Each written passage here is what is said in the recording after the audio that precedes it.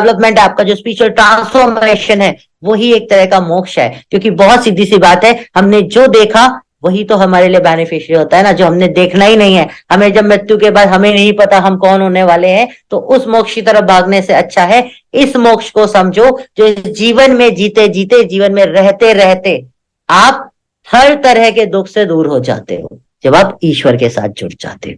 मैं ये नहीं कहता कि उसके लिए आपको अपना घर छोड़ देना चाहिए, उसके लिए आपको बैराग ले लेना चाहिए। डिस्ट्रैक्शन आते हैं, बैराग आता है, लेकिन बैराग ये नहीं है कि जो आपकी रिस्पॉन्सिबिलिटी है आप उन रिस्पॉन्सिबिलिटीज को छोड़ के ईश्वर की भक्ति में लगो।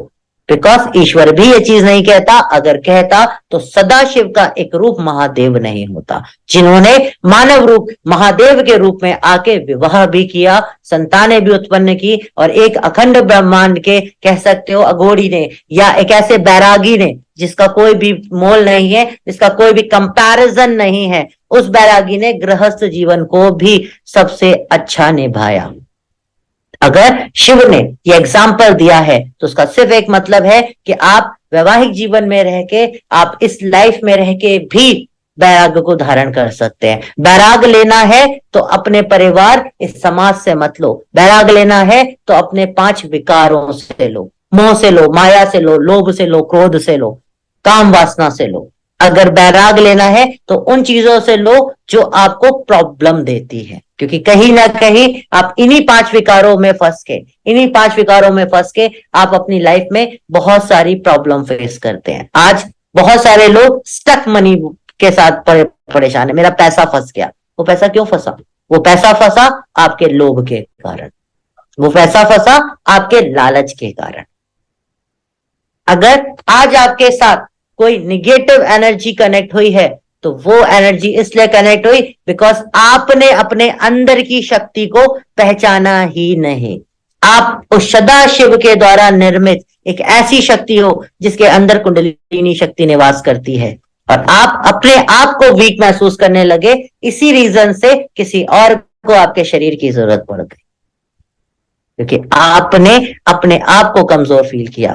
देखो आज के समय भी कब्जा उसी के घर पे होता है जो कमजोर होता है। गरीबों के यहाँ तो कब्जा होता है, ठीक है। आदिवासी हमारे इंडिया में होता है ना, आदिवासियों के लोग फैक्ट्री डाल देते हैं, मूवीज में भी हम देखते हैं और रियल में भी यही होता है, झारखंड और बहुत सारी जगह, कि जहां पे आदिवासी होते हैं उन्हें बाहर निकाल दिया जाता है, जला दिया जाता है। जो कमजोर लोग होते हैं उनका ही शोषण किया जाता है। तो आप जब खुद को कमजोर मानने लगते हो, डरने लगते हो, आंखें बंद करने लगते हो, तभी आपके अंदर इस तरह की निगेटिविटी उत्पन्न होती है। एक्चुअली में ये सारी चीज तंत्र से डर के, आज बहुत सारे लोग ये बोलते हैं कि तंत्र गलत होता है। तंत्र अगर गलत होता तो आगम शास्त्र का निर्माण स्वयं शिव नहीं करते। जो लोग तंत्र या इन सारे कॉन्सेप्ट को गलत कहते हैं वो शिव को भी गलत कहते हैं। और एक चीज याद रखना, एकमात्र शिव ही ऐसी शक्ति है जो तुम्हारा बेड़ा पार कराएंगे। शिव ने अगर वैष्णव पंथ बनाया तो शिव ने शैव पंथ भी बनाया, शिव ने शाक्ता पंथ भी बनाया।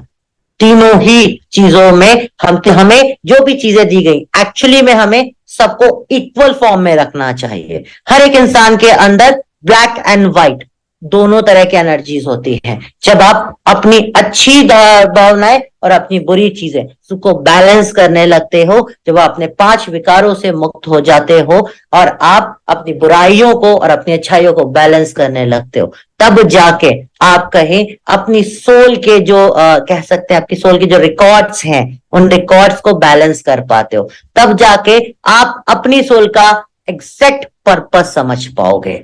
आज के समय हम बहुत सारे लोग आकाशिक रीडिंग्स करते हैं, लेकिन कभी आकाश तत्व